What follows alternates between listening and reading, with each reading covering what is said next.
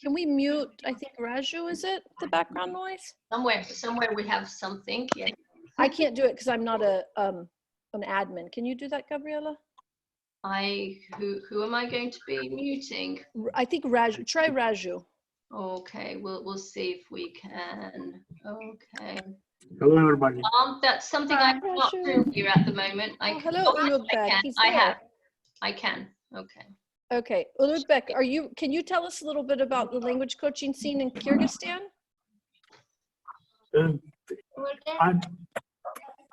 I cannot mute.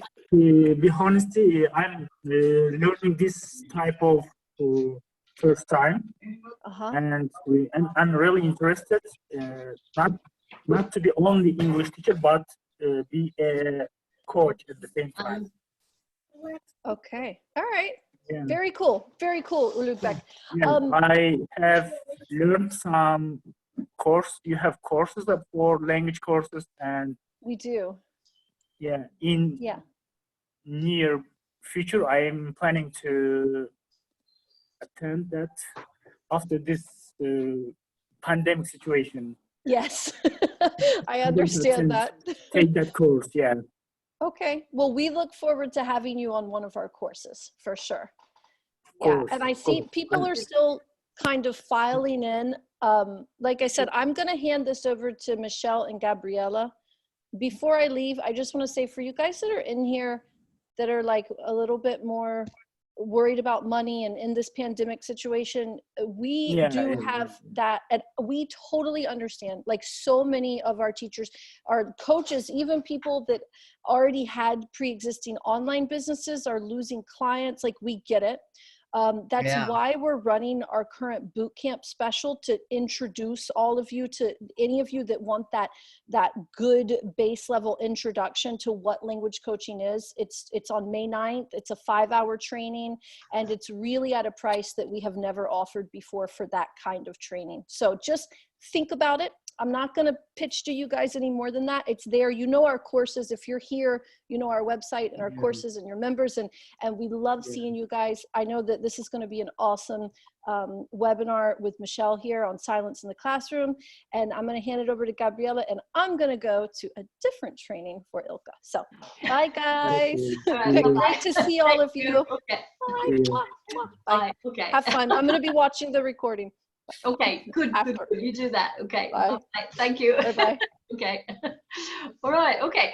I guess we've still got a few minutes. So if there's anything in the meantime that you would like to ask or just put out here in the open, then we're really happy to hear about it. I know that some of you still might be going off for some water or a coffee, or I mean, so many different time zones here. I know the more east we go, the more late it is, right? So for me, it's 6 in the evening. For people in the US and Canada, it will be around 12 o'clock, right? It's noon. Yep. It's lunchtime. So I'm if you feel like eating or whatever, it's totally okay. One or two housekeeping things. Yeah, so what we'll be doing is that Michelle will be going through her slides, giving her talk, and I'll introduce her in a minute. And so we'd like you to mute yourselves if possible, simply because it might be echoing. So not because of the noise in the background, but the echoes can be a bit stronger if there are a lot of people unmuted. And there will be... whenever you have... The way we usually do it... That is listen to... Okay, can we have a mute? Thank you very much. So the main thing is that there will be opportunity for a Q&A at the end. But if you have a question which, like, this is where I want to ask it, then do use the chat box. We'll be monitoring that. And I don't know, Michelle, how you feel about it, whether there's something in the chat box. Can I just ask you whether we can answer it on the spot or not? What do you yeah, we'll just go with the flow, see what comes up. I'm not very good at multitasking, and it's really quite hard to keep track on everything. So yeah, it's good if you've got your eyes on the chat box too. Yeah, I'll be doing that bit. Yeah, absolutely. Okay, so that's fine. And you're doing the slides, so okay. So I'm just this morning I was thinking about this. I mean, this is the 4th in this series now, and there are more and more people getting interested and logging on. I'm seeing now we've got 16 people here, and the numbers will probably be increasing as we get closer to the starting time. Yes, someone's got a buzzer or something going. So. Remember to turn your phones off. Oh yeah, turn your phones off, or at least have it on, I don't know. Silent, yeah, mine's on silent. Or just, you know, buzzing or something, I don't know. I'm still checking. We might have something here, but I don't think so. There was someone joining 5 minutes ago, so I literally sent the email, and I don't know who that was.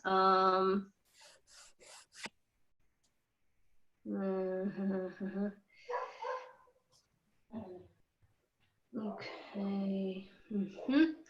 Yeah, I think everyone who would like to join is joining now, and there will be probably a few people joining in. So I guess we should be starting. Okay, we've got very nice group, lots of people here from all over, from Atlanta, Chile, India, so very international, Kyrgyzstan, Niagara Falls, so all over the place. If you would like to just put in your where you're from, Norwich, of course, and yeah, so lots of exciting.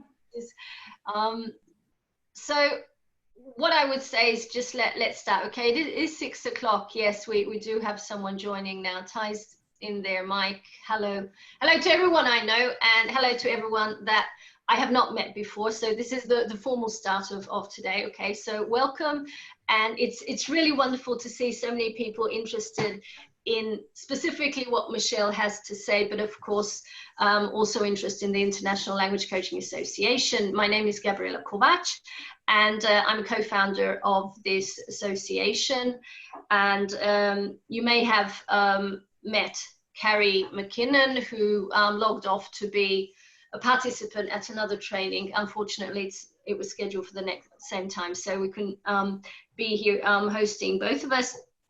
Basically, ILCA is our little baby, and it's for supporting language professionals by helping them to understand how language coaching works and how it can support your learners in becoming better learners. Okay, so bringing out the best in them. So it doesn't mean that your learners are not good learners, but there are tweaks, there are things that you as a professional can do to make their performance even better. So that's basically the philosophy behind what we are doing. We designed this expert series so that everyone, we think, as language professionals, deserve the very best. I mean, the top of the crop in their professional development. And this is exactly, hopefully, what you are getting here. So let me introduce our speaker, Michelle Hunter, who is such a wonderful person. And it's just an honor. She's also a founding member of the International Language Coaching Association. So I just hand it over and do the introductions, whatever you would like to. Okay, so thank you very much. I'm going to be muting myself also. Okay, so that the dogs barking don't come in too much. Okay, so thank you very much. And Michelle. Great, thanks, Gabriela. Okay, so in honor of the time, I'm going to jump straight in and do the techie thing and go share screen so that I can pull up the slides. And I practiced this with friends earlier today, so I'm hoping, yeah, you can see that. Brilliant. Okay, so this pretty much what Gabriela has just explained. And I've added the advertising slide because I love the colour so much. First things first, I want you all to think about something that has put a smile on your face for the last, in the last couple of days. So take a minute, contemplate the last 1, 2, 3 days. What one thing has put a smile on your face? Type it into the chat box.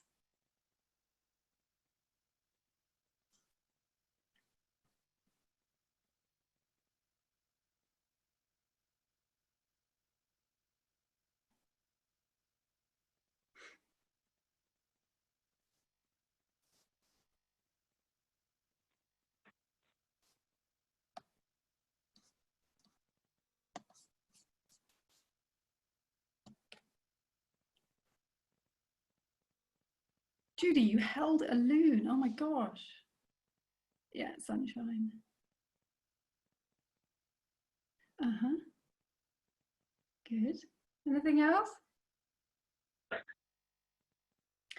Oh, I've noticed that the bees, yes, they've been very laden, haven't they, on their back legs with all the pollen flying around. I've even left my dandelions growing in the garden for that very reason, against my husband's wishes. Oh, congratulations, Kathy. Good. All right, well, I'm going to leave you typing in the chat box for the next 30 seconds or so and run through, hopping between screens here, the plan of action for this afternoon. So this is what I've got in mind, and let's just see where the afternoon takes us. So if this goes according to plan, I'm going to do a quick poll just to check with you guys to see who's in the room and what your backgrounds are. I'd like to give you my definition of silence in the classroom so you get a clearer idea of where I'm coming from, and frame the rest of the talk this afternoon, this morning. Sorry, I keep forgetting we're in different time zones today. And that will bring us into the topic of wait time. And if you're a teacher, you're probably very familiar with it, with TTT. This is, if you like, the flip side of silence in the classroom. Then I will touch on my own personal approach to coaching and the mindset that I adopt in my teaching practice based on the training that I have done in coaching. And then that will bring us into a summary, 3 components that I've taken from what I initially learned, this particular coaching approach, and applied to my classroom with very satisfying results. And if I get my timing right, there should be enough time for some Q&A at the end. Okay, so that was the rundown of the plan of action. I'm just going to have a quick glance back at the chat for the what's put a smile on your face the last few days. Yeah. Open my son. Okay. Yeah. Oh gosh, getting in there early at the age of 4 with the wine bottles. Good. All right. Thanks for sharing that. Okay. So this is where we move into the realms of experimentation. So hopefully Gabriella and I have got this. If not, I have flashed up a run through of the 2 polls. So in the spirit of experimenting in this new virtual realm, I want to put a poll up with these 5 questions. You should simply need to just check the box if this applies to you. Yes? Shall I launch the poll? Yes, please. Okay, so we'll try. Okay. Oh, if I stop sharing, or can you see that if I don't stop sharing? Good question. Can you just write in the chat box? Yeah, Eleanor's putting thumbs up. Okay, that's a good sign. Good. Okay, wonderful. Okay, we're getting answers.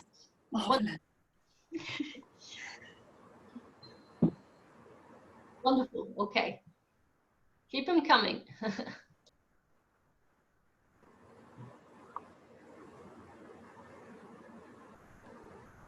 Okay, so we seem to have a full house of English language teachers.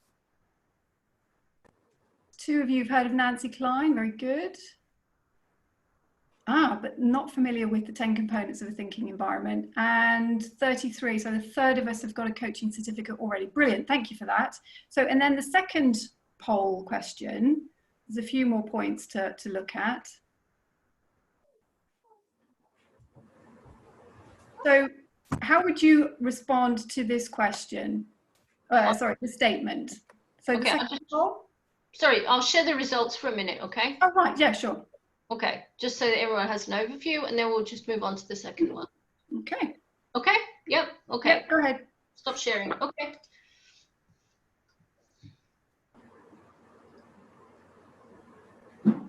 Good, all right, well, that's reassuring that we're all English language teachers. Okay, so if we move on to the second poll. We'll see. This is where I don't know. Whoops, that's not what I wanted to do.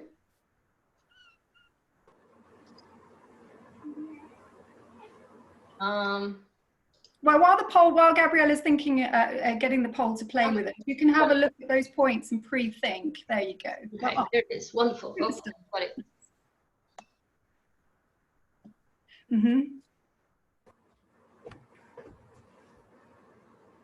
Okay, contemplating. Thinking time. Yeah. Okay, I'll shut up.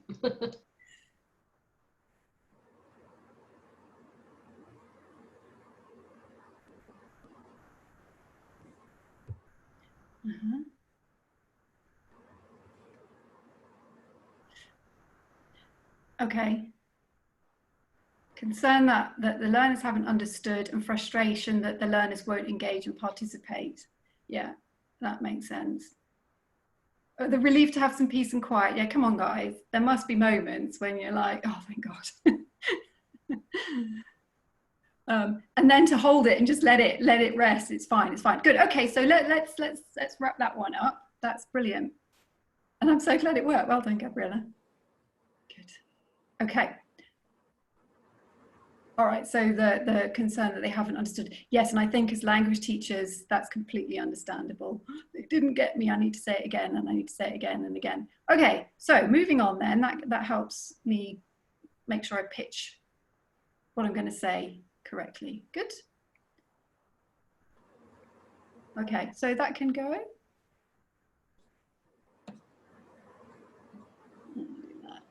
All right, so moving on.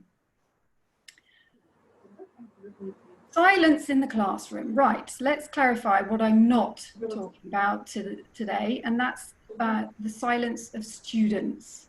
Okay, so the students not participating and sitting quietly is not what we're focusing on today. However, if you are interested, there's some brilliant research, surprisingly, or perhaps unsurprisingly, I should say, coming out of studies looking at Japanese students and their reasons behind why they're silent, which are very interesting. So Jim King, 2011, it's his PhD, and he's written extensively on that.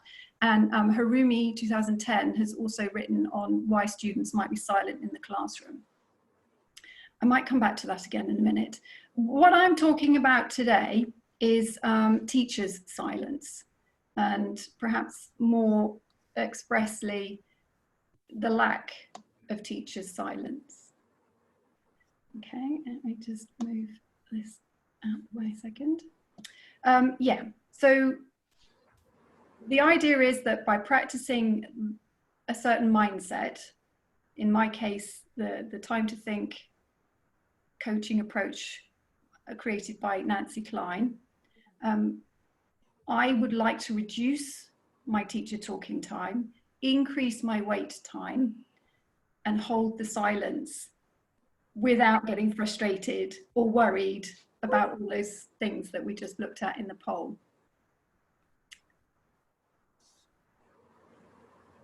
So for me, the silence that I'm talking about is a constructive, holding the space for our learners type of silence. And I don't know about you, but personally, I am very, very well aware that I'm not always very good at holding that space and keeping quiet. There is research, I don't know if any of you are familiar with Mary Budrow's wait time research back in the 70s. She was a maths teacher. So her research, we can take with a pinch of salt, but there has been subsequent research which backs up her findings, even within the world of English language teaching. And the research is quite interesting, the results of the research. So she looked at how long a teacher waited after asking a question for the student to respond. Make a guess. If you don't know, some of you may know this already, but if you don't know, what would you guess was the amount of time on average a teacher would wait for a student to respond to their question? Pop a number in the chat box. Chat box not moving. 10 seconds? Or yeah, you can. Okay. 1 minute. Okay. Yeah. 4 seconds. Okay. Hold your horses. Da, da, da. Keep getting to move. There we go. 1 second, on average, was the time she recorded that teachers would give students to respond to their questions. Okay, that was wait time 1. Wait time 2, how long would a teacher wait before offering a comment on that response? Okay, I'll just move on. It's less than a second. She went on and did more research to discover there is a threshold amount of time above which there were marked consequences for both teachers and students. Do you want to make a guess at how much more time, or what the optimum time was that she discovered for waiting after asking a question to a student? Okay, pop a number in the box. You should have a rough idea of the ballpark figure. That's Catherine. Okay. All right. Surprisingly, yes, Julie, well done. You were just about there. Not a huge amount of time. And the best for pronounced improvements, she discovered, was 3 seconds of wait time, which enabled the student to use their language and their logic, the skills of logic. And this changed both students and teachers' attitudes to their own expectations to learning. Another research was conducted by Ned Flanders in the 60s. So this is going even longer back. So take this with a bigger pinch of salt.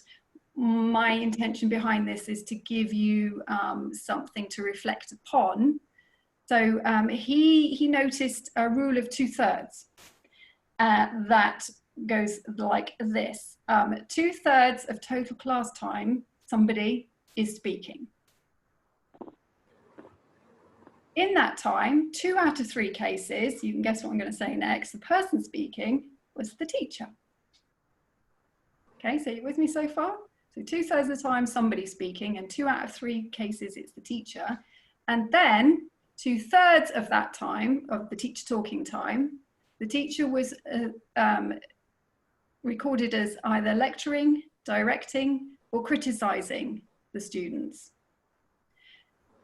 However, how relevant that is today and in English language teaching, I don't know. But for me, it is a reminder, serves as a reminder, what am I doing? How long have I been doing it for?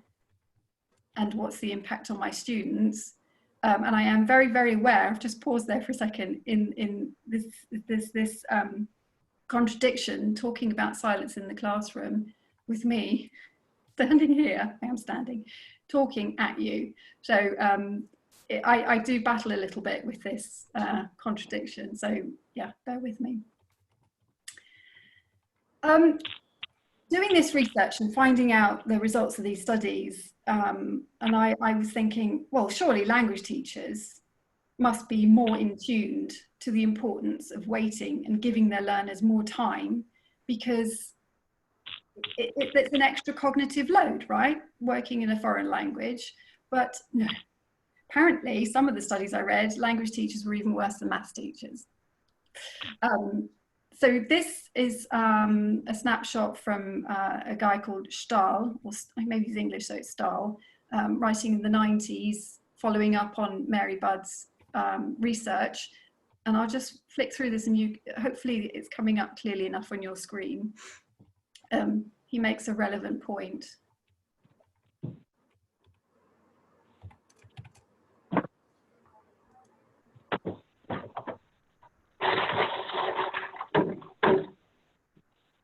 Sounds like someone's doing the washing up in the background there.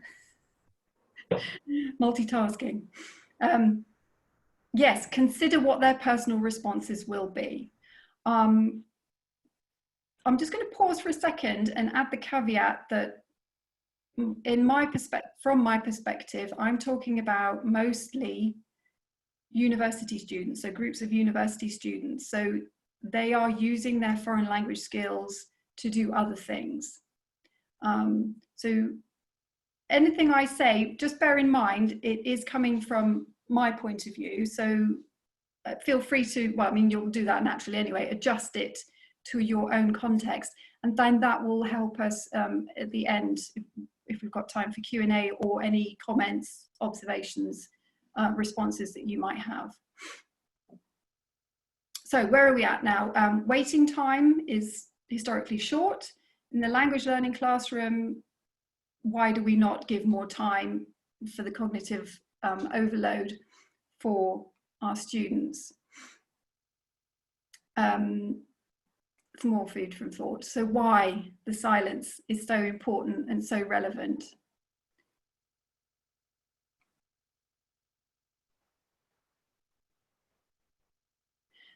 Thoughtfulness and consideration, and we'll come back to this in a minute when I introduce you to Nancy Kline. Yeah, so let me see, I've mentioned her a few times, and Nancy developed the thinking environment. Her what she calls her business is called Time to Think, very appropriately. And interestingly enough, the wait time research developed, I think it was Phillips then turned wait time into think time back in the 90s. So this correlates really nicely with Nancy's approach. So I learned about Nancy and the thinking environment on my barefoot coaching course 8-9 years ago now, and it just really struck a chord with me, what she proposes and what she's I don't want to say she doesn't tell, that's not her way, but her way of being, her way of coaching is very non-directive. And it just resonated with me, and I started practicing and applying some of her principles in my teaching, and it made such a difference. So I'm going to share with you a little of her. Now, this is, again, we're moving into the realms of experimentation, so stick with me. Nancy's, it was a video, but the video doesn't show up very well, so I've taken just her voice. So I'm hoping that comes across clearly. And when she's speaking and you're listening to her, I'd like you to just exchange her mention of coaching to teaching. Okay, and just think about what she's saying and think about your own teaching practice and whether it fits, or if there's anything you can take from what she says for yourself. Now, I have to do a little bit of jiggery pokery here. So it's a screenshot of what the video looks like. And this is the first question that she's answering. So she'll talk for a little while, and then there's a pause, and then she answers a second question, and I'll show that when it comes. So fingers crossed. If this is not a good sound quality and you don't like it, I don't know, can you put your hands up or put a note in the box and I'll stop it. But otherwise I'll let it run and you listen. So there's the first question that Nancy's responding to. I think that it's important that we stop at this juncture and pull ourselves back from what could become the brink of becoming just another think for profession. I think therefore that a great challenge is to consider whether coaching might not actually be at its best the generating of independent thinking in the client. And that means that we have to equate coaching with generative attention and not just with input. So I guess that finally a big challenge is to understand the generative power of attention and the questions that attention can generate implicitly in the human mind. For coaches to create the conditions for independent thinking, to create thinking environments for their clients, they first of all have to be interested, most of all, as they listen, in where the client will go next in their thinking. They need to be interested, obviously, in what they've just said and what they're now saying, but they need to be equally interested in where they will go next. They also need to keep in mind, I think, this question. When, as a coach, I am drawn to speak because I have thought of something magnificent to offer out of my vast experience, knowledge, and my skill as a coach. When I'm listening and it seems to me completely obvious that what needs to happen next is that I speak as a coach. And I offer them. The question I think that as a coach I need to ask myself in that moment is, how do I know for sure that what I'm about to say will add more value than what my client is about to think? And because I can't know that, because they haven't even thought it, and because we risk huge loss by preventing the conception of that idea, I would prefer as a coach, if I want to keep them thinking for themselves, to speak by invitation only. It worked. Okay, so I've noticed in the chat box that Judy has a question, and I'm just thinking maybe at this point there could be other questions arising from Nancy's short audio there. So I'll just hold a second and let you write any questions.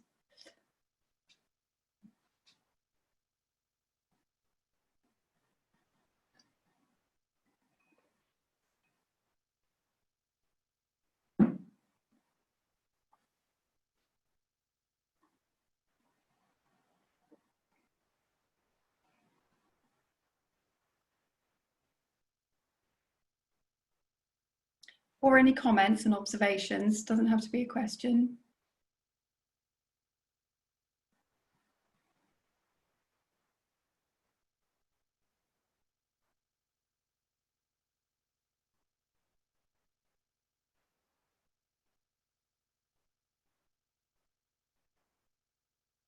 Okay.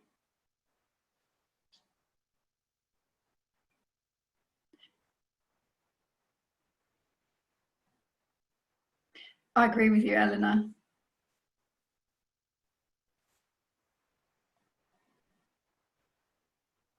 Oh, Corinne, yes, yes, yes. And I'll show you, I'll share with you my website address at the end. And if you go to the blog, one of the first blogs that I wrote, Adrian Underhill wrote a response, and he correlates, or he reflects what you write there, Corinne.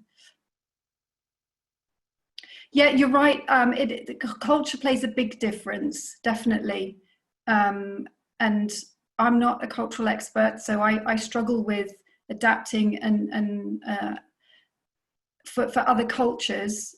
I'd like to think that I am aware of the possibility, but I have to admit that when I'm doing my thing, I focus on my culture and the way, and I mean that with in the small sense in terms of how I operate, not because I'm British or living in Germany, but my personal culture. I suppose, I mean, my values and my beliefs dictate the way I operate. Oh gosh, yes, yes, yes, yes. Corinne, yeah, they're not paying me to sit here silently. The thing is, and as Nancy alludes, there's an awful lot behind your silence in terms of your knowledge and your skills. And I think it's a testament to your knowledge and skills when you are able to sit back with the confidence and not speak when it's not necessary. Yeah, absolutely, Judy. And that's what I was mentioning with the research that Jim's done in Japan. Although it's really interesting, the reasons behind the silence for some of the students there. It is hard not to speak because we're culturally trained to speak and explain. Yeah, we're there to teach. Teaching is all about explaining, right? Okay, good. I'm going to move on and we'll come back and carry on the discussion as is necessary and required. So just to give you a bit of background or a fuller picture as a starting point before I drill down. So I've mentioned this, the 10 components of a thinking environment. So the thinking environment is made up of 10 components. And it's really interesting when you read how Nancy and her team have developed these components over years. They didn't just wake up one morning and say, oh, look, there's 10 components. This is what makes up a thinking environment. 25, well, I guess since I've read it now, more like 37 years, they've been building on and fine-tuning and working on. Just to give you the overview, so these are the 10, not in any particular order of importance.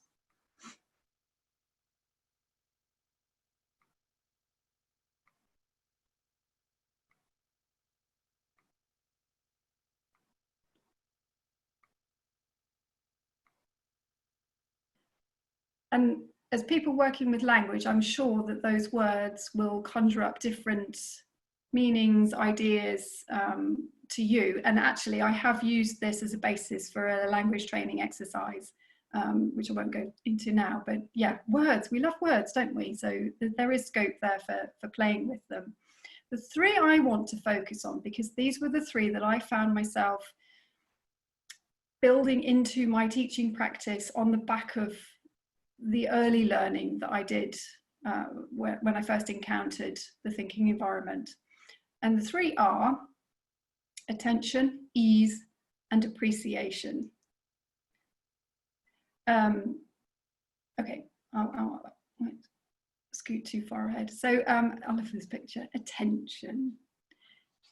It's the only thing you do out of all the 10 components, Nancy says, and I tend to agree with her, is to pay someone full attention, uninterrupted attention, which, oh my gosh, is so difficult, you know, to switch off the chatter in your brain and the connections with, oh, I know that happened to me, and let me tell you about my situation.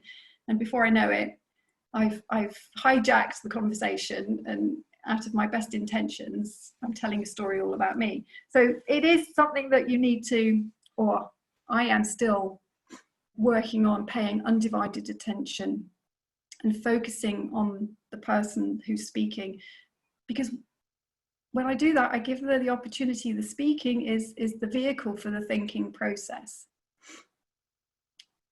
And the expression that catches my imagination most from that snippet that I shared with you is generative attention.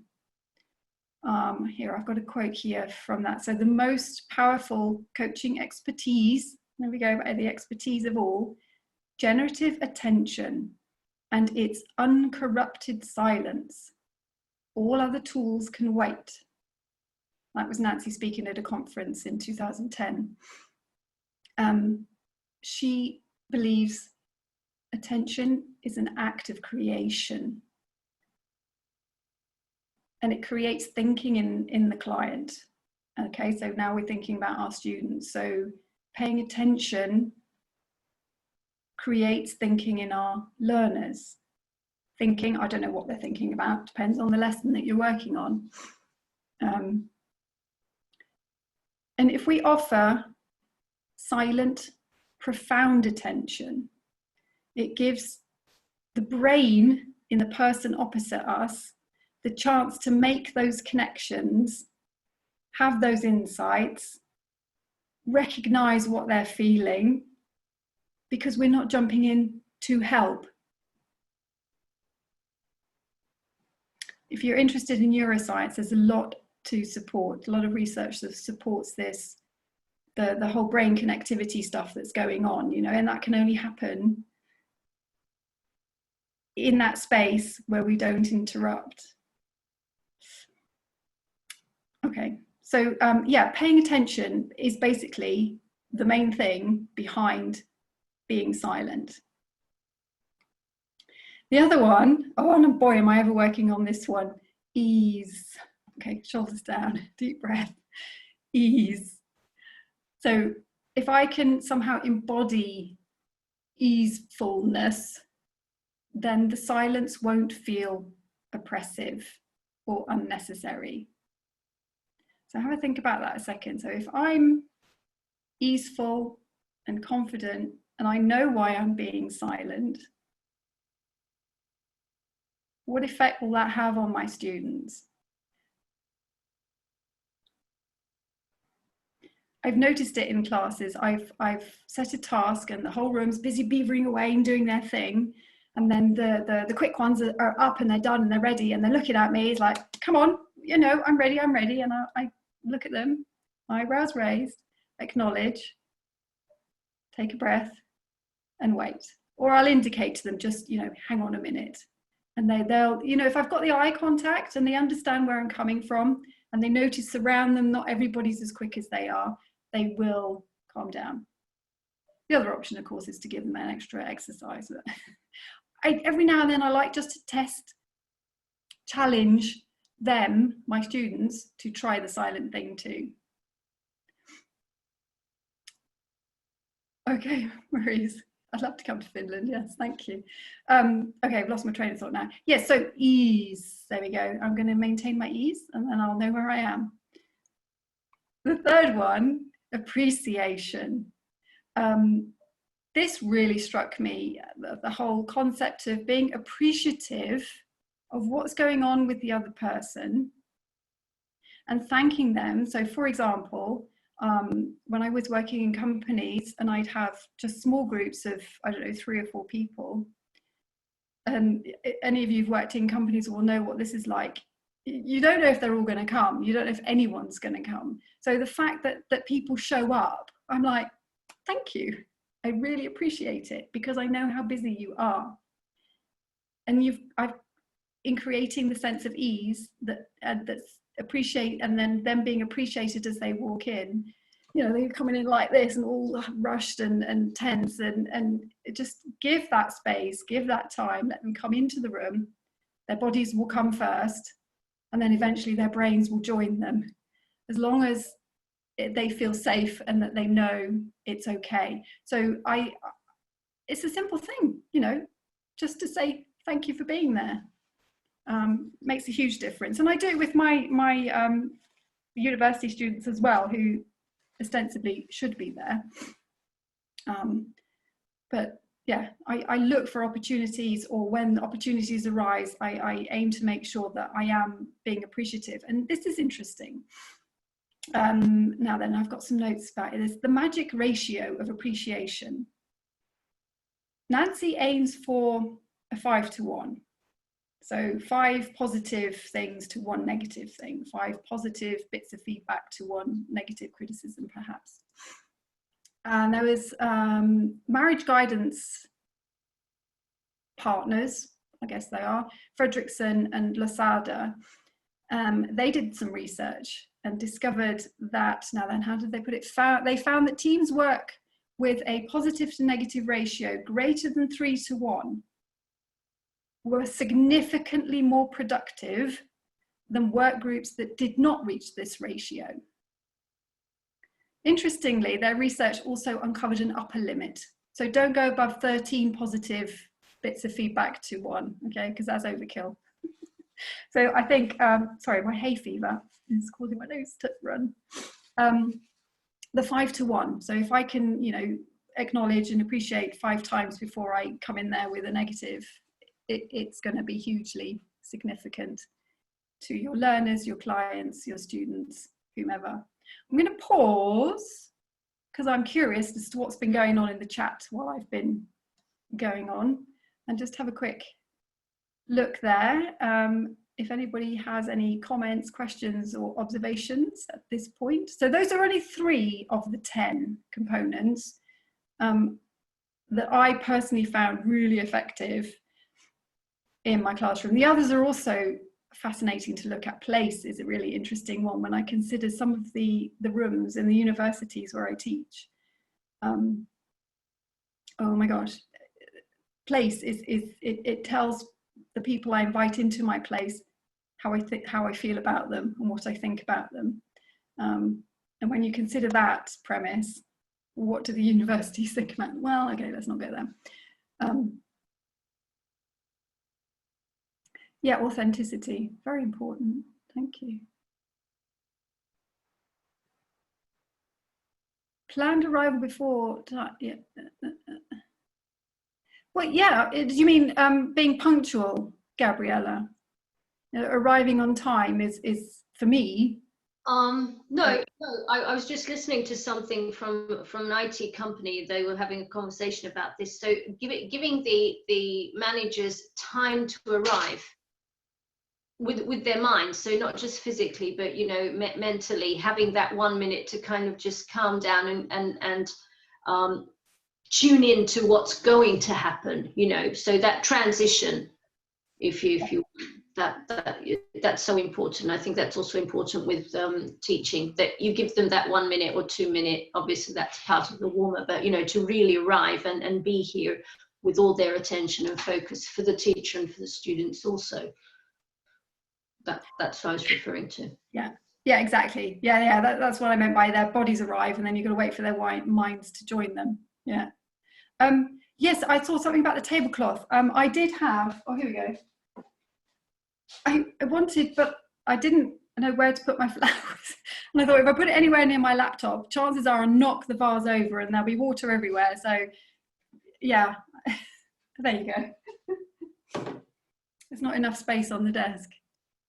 Yes, okay, there we got the intercultural thing. I mean, that opens up a whole Pandora's box, doesn't it, of how to apply. Interestingly, Nancy tells a story of when she was giving one of her talks about the thinking environment and the 10 components, and she was saying it was really important to maintain eye contact and always look with your eyes and she was very proud going on about and very confident, but there was I think it was in Australia, and there was an Aboriginal lady in the audience, and she's quietly said to Nancy afterwards, when you've got time, I will come, I will show you how we do attention in our culture, and it's by not looking in the eyes all the time. So that was a really interesting learning thing for Nancy, and that's something she will share, you know, all the things that she's learned over the years about how this works and how this doesn't work and how we need to adapt and reconfigure according to the people, person, culture, whatever we're with. Exactly, assumptions. Yes, you know, assume, A-S-S-U-M-E, what that stands for. If you assume, you make an ass out of you and me. My dad told me that one. Okay. Anything else anybody would like to think or type? Well, if you're thinking it, I can't see it, but if you want to type a thought into the chat box.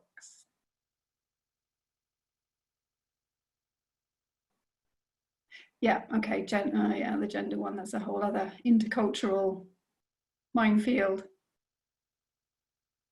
Yeah. Yes. The online thing, I meant to say that earlier in perspective. So when I first developed this particular talk and these ideas, it was obviously pre-COVID in the real world. How this idea will transfer into the online world I'm working on. So perhaps you guys can test it out, because obviously silence, I've been doing it deliberately, and I've been waiting to see, I'll ask you afterwards, the reactions of silence in this format. Yeah, okay, thanks, you noticed, Kathy. Even more uncomfortable. So something to play with, extra confidence perhaps. Okay, I feel like I'm talking too much again. I'm actually getting close to the end of what I wanted to say. So this is really good. We'll have more time for talking afterwards. So those 3 components of the 10, whoops. In summary,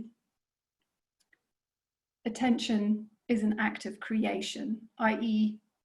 the brain opposite me that I'm listening to can create freely because I'm not interrupting it.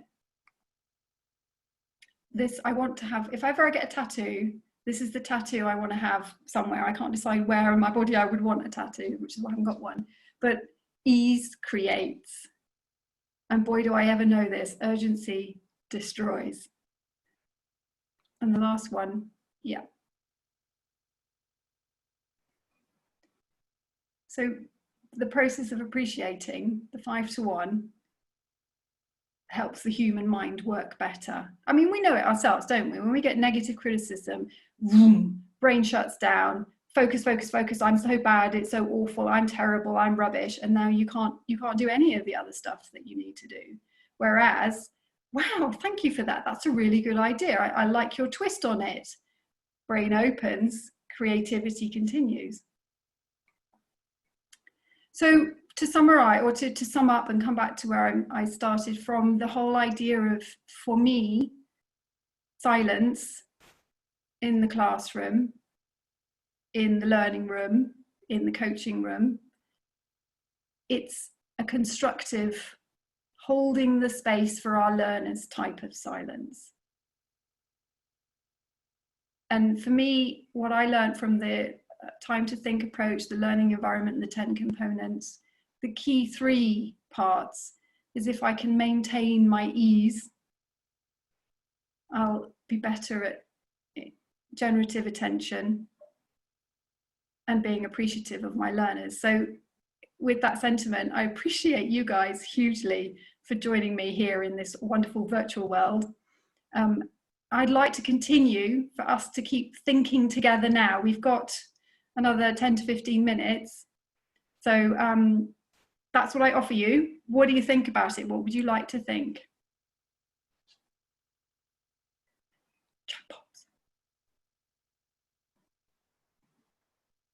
Oh, Maurice, okay. Cheerio. Okay, DPK, that's fine. Can we talk, or do we need to put it in the chat box? I'm happy to listen to you if you want to talk, Kathy. Oh, yeah, well, this morning, you know, when we were talking about the virtual, I had a client, and it was very interesting. She didn't want to show her video. And she's been doing that lately. And not that I really, you know, she has her reasons. And it was hard to, of course, you know, as we're going back and forth, what she was thinking, because I don't have the body face to kind of guess. And we made up new procedures, because I said I have to know what's going on. And so we left the silence for quite a long time, and I learned that just sitting, not saying anything, and then she tells me what she's doing, because otherwise I'll just keep saying, Veronica, are you there? Mm-hmm. And I said, I'm just gonna stay. I'm gonna just stay, and then when you're ready to speak, then you go ahead and you let me know. I'm looking up the dictionary, I'm preparing something, I'm thinking about it, you know, whatever it is. But it brought on a very interesting set of procedures, in a way, how to handle that silence. I was comfortable, okay with it. Mm-hmm. But just to bring this to the group, you know, like, it was a very interesting situation. Mm-hmm. Mm-hmm. Yeah. I think, yeah, totally. And you kind of build up. I used to do telephone training the days before all the online web conferencing tools, literally on the phone. And once you get to know your students, your learners better, you can, or I could pick up inferences from their voices. I just a slight warning there, built on my current reading, with trying to second guess what somebody else is certainly feeling. Very dangerous, because we just can't know. I don't know. And so in a way, it's almost quite good that you take away all the other stuff and you just listen to what they say, and then you're not getting the interference from your interpretations of what you think they're feeling. No? So Right. Yeah. I'm just reading what Phil was writing here. Right, yeah. Just chiming in there, it's also just a very easy option to say, and how do you feel about that? You know, when you are uncertain, so just being very openly asking about it. I mean, obviously that's very much of a coaching mindset, and you have to be able to handle the answer also, so not just throwing it in there, but being able to react to whatever might come there. So very often teachers might not ask because they don't know how to, you know, react in a perhaps not non-teacherly way. Yeah, absolutely. Phil's raised his hand. Did you want to put your mic on, Phil? I'm just going to stop sharing so I can see. Yeah, just to briefly say that, I mean, I went to another Zoom meeting this afternoon, a couple of hours before this one, and an observation that I took from that was that people that have been, as somebody just said, politically persecuted, fleeing from other countries, have gone through a whole traumatic process whereby they are not happy or very reluctant to share photos and videos of themselves. So teaching online, especially with a platform like Zoom, which works wonderfully well, and this has worked wonderfully well, I must add too, it was something that I hadn't fully considered when I came to set up my classes, and I haven't had a successful class yet. I'm supposed to be doing one tomorrow.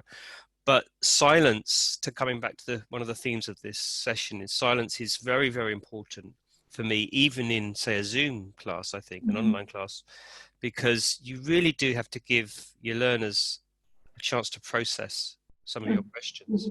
So I was shocked by the idea that 1 second was the average time in one of those surveys, because why do we feel, even as teachers in an online environment, even more desperate to speak, and why are we so worried about silence? And that's the comment I wanted to make. Yeah, I don't know the answer to that. Yeah. It's going to be many and varied, isn't it? But I think, yeah, pictures or no pictures, it's just going to be like a telephone call without the pictures, isn't it? We're adaptable, we can cope. Ty? Hi guys. Hi. I've been teaching online for the past 2 years. I've only taught remotely. So I just wanted to share, I completely understand the feeling of it being new if you're teaching online, but it does get better and you do get more comfortable and it almost becomes second nature. So I don't know. I just felt like sharing that anyways. Yeah, no, that's brilliant. Okay. No, that's very encouraging. And encouragement is another one of the 10 components. Good. Yeah. Also, I think there's this fear of silence being not good. And maybe it's a cultural thing, it's a lot of other things, but it's also, I think, very strongly attached to not knowing something. And that comes from this teaching arena. I think I'm seeing a few nods here. Maybe you disagree, maybe you agree with it. But, you know, if there's silence, then there's uncertainty, then there's some knowledge which is not clear, or so there are a lot of negative connotations to it. And I think silence is so fantastic. And basically that's what coaching works on with the client. It's their thinking time. I really like this from wait time to thinking time. And that's just a big transition. And I don't want to hijack this conversation here. I just wanted to share that. Okay, Corinne would like to know more from Eleanor.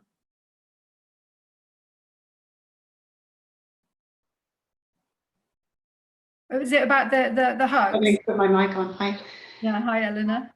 Hi. So you want to know more about what I just posted about clarifying how we need to behave when we're online? Yeah. I've been, yeah, immediately when the lockdown happened in France, I went online. So it's been a few weeks now, and I've realized the first sessions, I had 2 different groups. In the second group, I clarified, okay, so now whether we're online, we're going to have to take turns to speak. There's 8 of them, only. And we need to listen to each other, let them finish their phrases. It's harder online. We went through a lot of the criteria, and I asked them what they thought the criteria were. So it came from the group. I didn't do that with my group 1, the one before that, and there was some awkward moments, but it really helps just doing it once and asking their opinion, getting the team as such to decide what they want, and reminding them occasionally from week to week, because we do all forget. Me too. We're all human. Oh, that's cool. How did you do that, Corinne? Oh, reactions. I see it. That's yeah, great.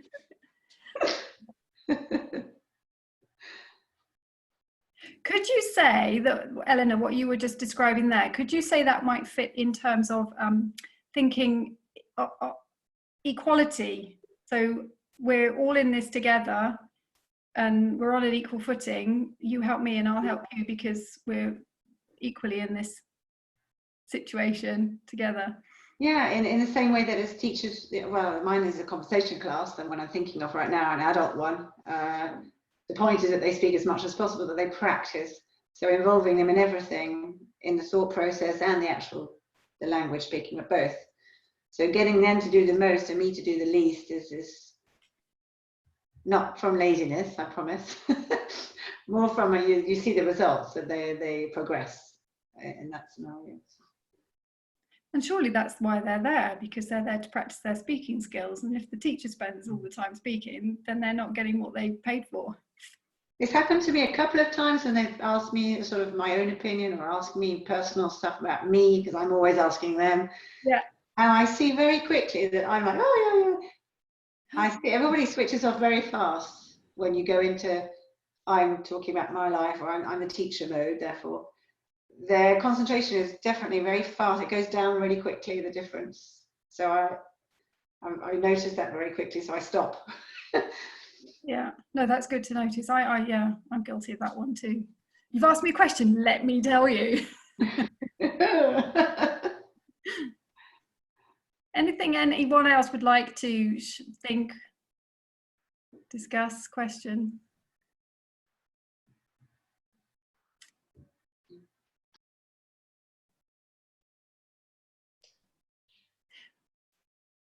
Okay, would it be all right, Gabriella, if I do a pre-closing round? So we did the opening round with what's put a smile on your face the last few days.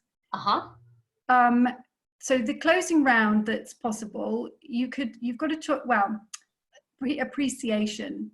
It's really good. If we were sitting in a circle together, I'd get you to say something appreciative to the person on your left. And then it would go around the circle. Well, we could. I'm not sure how well that would work because we haven't interacted that much. So maybe I can make it a double-edged thing. Either something that you've noticed that you'd like to offer appreciation to that person for, or just a general comment on what you felt went well in the Zoom meeting this afternoon, this morning, today. Okay, would this be audio? So would this be verbal, or would it go into the chat? I think audio, if everyone can just switch on when it's their turn and switch off when it's finished. And maybe even your video. I mean, I think that's totally fine, so we could see each other perhaps just for a minute, and I'd love to do a screenshot. That would be amazing. Completely voluntary though. Nobody has to show themselves if they don't. No, if you don't want to, then sure, yeah. We can all go like this. Yeah, you can go like that if you want. Yeah. I would like to say something. Okay, Alessandra, if you want to start the process, that's lovely. Thank you. To Eleanor, because I noticed that she has a microphone, if I'm not mistaken. And so I thought it was a great idea, because normal microphones that are in, PCs or mobile phones maybe are not great. So I thought it was a nice way of, making sure that the person listening to you maybe has a better audio, and that's something I might get as well, because some of my students sometimes tell me that it's difficult for them to listen to what I say. So I thought maybe it's a good idea to, upgrade with a proper microphone. Yeah. So thank you, Eleanor.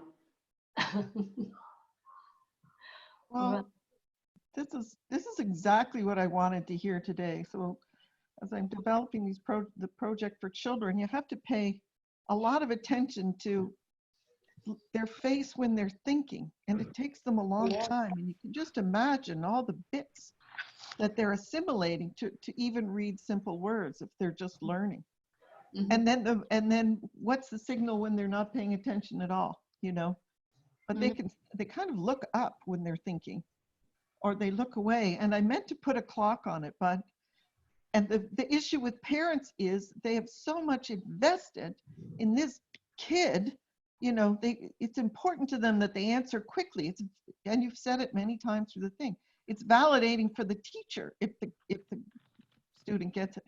Training the parents to be quiet is the hardest thing that I've come across so far. And I understand it completely, their investment and their culturally, to help, and our intolerance for silence. But those numbers that you said and everything like that, I think I can make a stronger section in my book, because it isn't just what I thought anymore. It's, look at all these people think that, and they've thought it for a long time. So it was validating. There was great new stuff to learn too, but the piece that I came here to get, I got, and I'm so thrilled. So thank you very much. Great. it's also about impatience, isn't it? But I mean, what I'm taking away from today is definitely this: am I giving more value by basically talking or shutting up? You know, I mean, that's the decision that we have to make.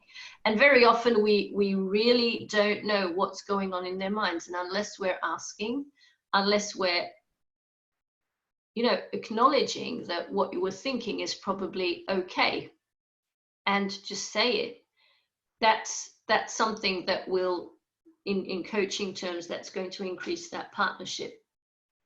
Because if not, we're just pushing them constantly down, like, okay, I'm going to tell you because you don't know. And I keep pushing and pushing, and that just gets them into this, well, if I don't know, I'll shrug my shoulders and then he or she will tell me, which is not what we want, actually. So this is something that's strengthening this very much. So I really like that quotation. So thank you for that, Michelle. And all the interaction, I love that. Yes, Carol.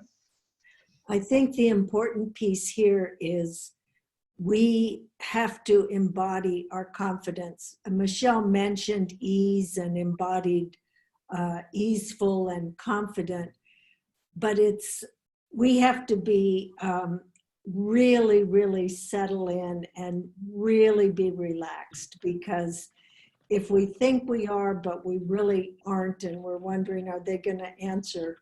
Those vibes will be picked up by the student. And so what you really need to do is constantly throughout the day, just drop into yourself, centering and being present and really easeful.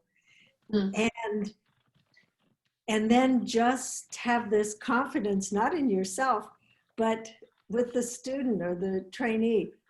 I know you know the answer. Yeah, and I'm just believe in going to give you that ease and that relaxation so that I'm not sending vibrations to you that are making you agitated, because we can think we're relaxed and we really aren't.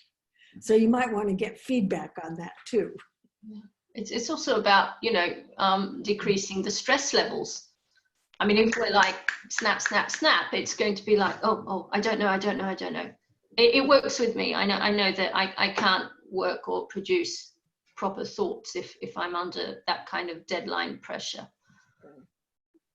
Yeah, absolutely. Okay, who's next? Anyone next? What works really well is like the breakout rooms. That will minimize the silence if you're looking for that. And you divide the groups up in breakout rooms. It's beautiful. It does. Put them in 2 or 3 people and Zoom, and it's a lovely thing. It is. Also, you're not stalking them then, right? Yes, I mean, you can go in there if you want. And then they can call for help. Like I have breakout and they might need some help and they raise their hand and I go in there. Yeah. But the work is on them. Mm-hmm. And it's a great thing when they come back. It's absolutely fabulous. Yeah. If the company allows that, I mean, if we're talking with adults, I've had groups where they said, okay, sorry, we're not having Zoom from now on. Oh. Mm-hmm. Oh yeah. Oh yeah. Yeah. Because of the security issues. Yeah. Okay. Anyone else? Michelle's asking. Yes. Anything you'd like to share? Any insights that you've reflected upon today? We'll be closing up shortly, so we don't want to do overtime because we know time is valuable. So anything you'd like to share? I think the piece that I get to take away is her question, Nancy Kline's question of, you know, is what I'm about to say more valuable to the client or the student than what they're about to think? And the idea that the thought isn't even created yet, I was like, whoa. Because it's like you're almost destroying potential, which is like, it's actually really sad. You're like, it's the concept of that was really powerful for me, and that was kind of the one that I was kind of like, you know. So yeah, that was kind of the cool one. So thank you guys. Yeah. Okay, thank you. Anything else? I mean, we're not forcing this upon you, but if there's anything you'd like to, then. Maybe just something more about silence. I think when, as a teacher, you show that you can handle silence, then also, you know, like if I think about children or the people in front of you, they can also start handling silence. So I think it's a process. Because if I think of situations where silence is not something usual or something people are used to, then if as a teacher you shut up, then they also learn that you can actually take time. And because I'm a kind of person who I would like always to be quick, but I've learned that if I give myself more time, then it's beneficial. And so in the teaching, in the classroom, it also I've noticed works in this way. So time, giving more time to think. Yes. Mm-hmm.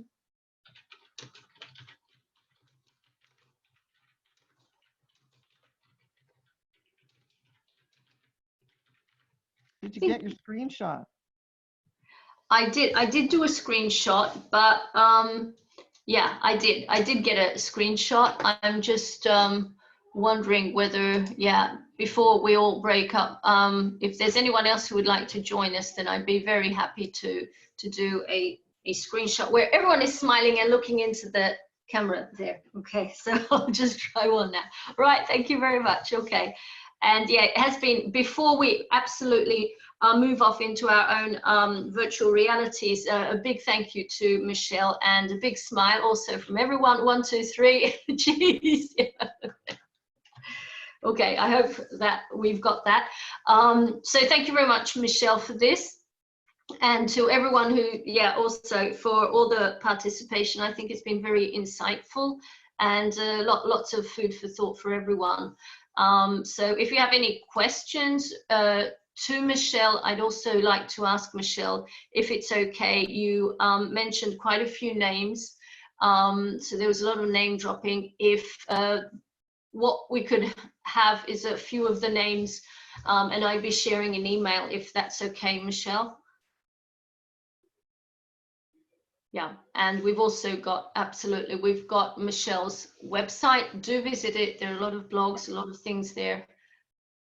Yeah. And basically a repeat of what I've covered today. But yeah, if you want to get in touch, I can certainly share the reference list.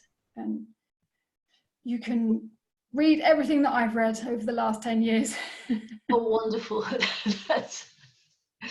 That's a great idea.